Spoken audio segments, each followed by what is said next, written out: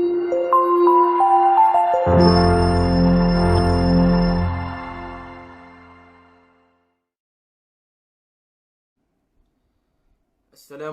warahmatullahi wabarakatuh. Alhamdulillahi rabbil alamin. Wassalatu wassalamu ala ashrafil anbiya'i wal mursalin wa ala alihi wa sahbihi ajma'in. Subhanaka la ilma lana illa ma 'allamtana innaka antal alimul hakim. Rabbi syrah. Allah Subhanahu wa taala, pada hari ini kita diberi kesempatan untuk sekali lagi bertemu dengan Ramadan. Seperti tahun-tahun yang dulu juga, kita sentiasa berdoa dengan doa yang masyhur yang disebutkan oleh Nabi Muhammad sallallahu alaihi wasallam, Allahumma barik lana fi Rajab wa Sya'ban wa ballighna Ramadan. Ya Allah, berkatilah kami dalam bulan Rajab dan juga bulan Sya'ban, dan sampaikanlah kami ke dalam bulan Ramadan. Hari ini kita diberi kesempatan untuk berada di bulan Ramadan, dimakbulkan doa pada bulan-bulan terdahulu, dan gunakanlah kesempatan yang kita ada pada bulan Ramadan ini dengan sebaik-baiknya, dengan mengisi amalan-amalan sunat dan juga ibadah. Moga-moga Ramadan yang datang pada tahun ini, walaupun dalam tempoh, menjadi Ramadan yang terbaik dalam hidup kita. Para ulama menukilkan, para sahabat mendoakan untuk sampai ke bulan Ramadan ini 6 bulan lebih awal, supaya mereka tidak tertinggal dengan Ramadan yang penuh dengan keberkatan ini. Kemudian pada 6 bulan berikutnya selepas pada bulan Ramadan, mereka berdoa lagi dengan doa supaya semua amalan-amalan yang dilakukan pada bulan Ramadan ini diterima oleh Allah Subhanahu wa taala. Bulan Ramadan adalah bulan yang penuh keberkatan. Selain berpuasa, ada banyak amalan sunnah Ramadan yang dapat menghidupkan lagi keimanan seorang hamba.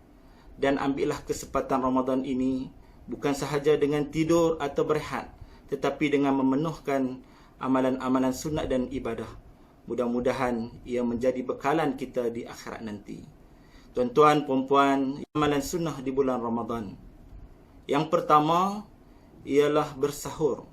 Tuan-tuan dan puan-puan tahu bahawa bersahur bukan sahaja membantu kita mengisi tenaga untuk persediaan berpuasa, tetapi ia juga adalah satu amalan yang amat dituntut dalam Islam. Malah pembeza antara puasa orang Islam dan juga orang bukan Islam adalah sahur. Maka bangunlah sahur, tanda kita menyahut seruan daripada baginda Nabi sallallahu alaihi wasallam. Sabda Rasulullah sallallahu alaihi wasallam, bersahurlah kalian, kerana pada sahur itu adanya keberkatan. Selain daripada bangun sahur juga, eloklah juga kita mengawalkannya sedikit supaya dapat melakukan solat sunat tahajud dan membaca Al-Quran. Janganlah kita hanya bangun sahur semata-mata untuk makan, kemudian solat subuh, kemudian tidur kembali dan bangun pada waktu tengah hari.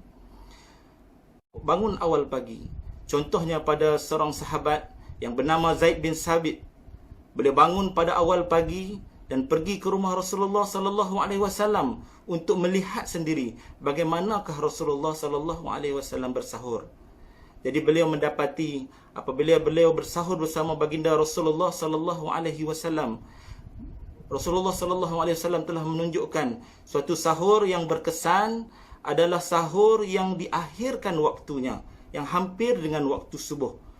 Dan beliau membuat perkiraan anggarannya lebih kurang 50 bacaan ayat yang tidaklah terlalu panjang dan tidaklah terlalu pendek. Sunat yang kedua yang saya ingin kongsikan dengan tuan-tuan pada hari ini ialah memperbanyakkan doa. Doa orang yang berpuasa adalah mustajab di sisi Allah Subhanahu wa taala. Kerana orang yang berpuasa mempunyai kedudukan yang tinggi. Daripada Abdullah bin Amr radhiyallahu anhu berkata bahawa Nabi sallallahu alaihi wasallam bersabda, sesungguhnya bagi orang yang berpuasa itu ketika dia berbuka doa yang tidak akan ditolak. Untuk itu rebutlah kesempatan sepanjang bulan Ramadan ini.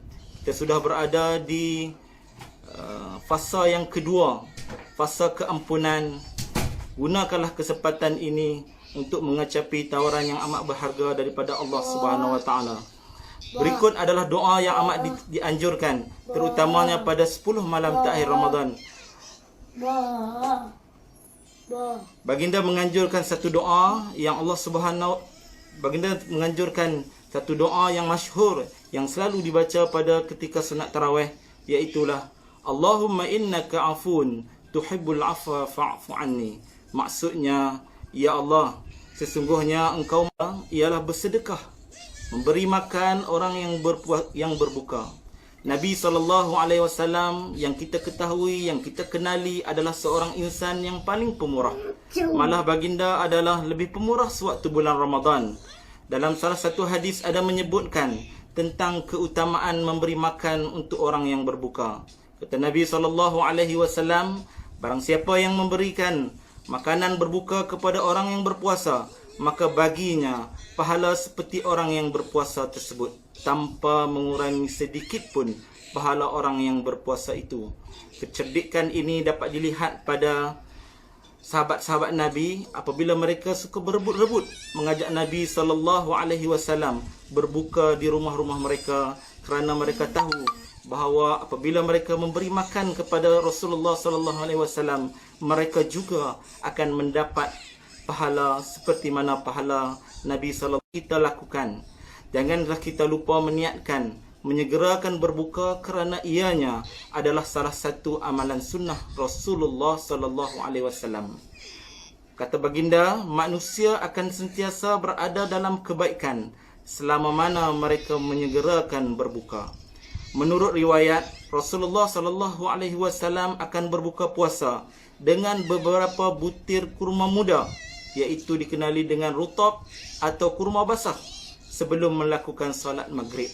Jika tidak menemukan kurma muda, maka baginda berbuka dengan beberapa kurma matang, iaitu yang disebut dengan tamar atau kurma kering yang kita gunakan atau kita makan pada ketika berbuka. Jika tidak menemukannya juga, maka baginda berbuka dengan beberapa teguk air. Sunnah yang kelima ialah saling mengingatkan kepada kebaikan. Puasa bukan sekadar menahan lapar pada hari ini. Kita cenderung menyebarkan berita yang tidak diketahui kebenarannya. Sabda Rasulullah SAW, barang siapa yang tidak meninggalkan ucapan dusta dan mengamalkannya, maka Allah sudah tidak lagi memerlukan dia meninggalkan makanan dan minumannya. Maka dalam tempoh PKP ini, tentulah kita sentiasa berada bersama gadget ataupun handphone kita.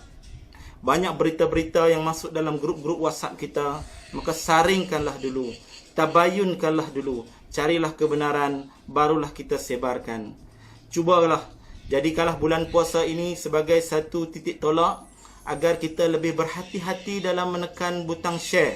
Pilihlah konten yang baik dan bermanfaat untuk disebarkan kepada rakan-rakan anda, kerana secara tidak langsung kita juga dapat mengingatkan antara satu sama lain.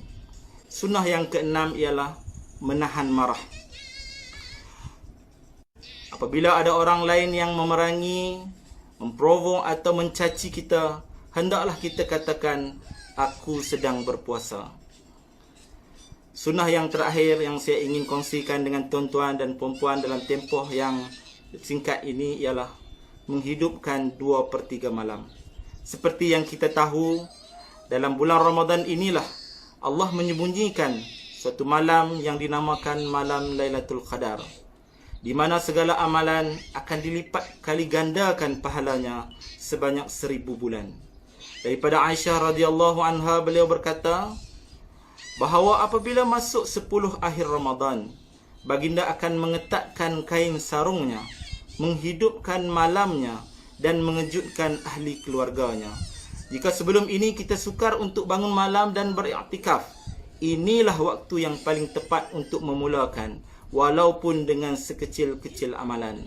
Selain daripada 7 sunat-sunat Ramadan yang saya kongsikan dengan tuan-tuan pada tengah hari ini, ada banyak lagi sunat-sunat yang kita ketahui dan kita boleh amalkan. Walaupun ada sebahagiannya nampak mudah, amalan sunnah Ramadan ini tidak patut dipandang remeh. Lakukanlah sekecil-kecil sunnah kerana ianya tetap akan mendapat kebaikan di sisi Allah Subhanahu wa taala. Gunalah kesempatan ada.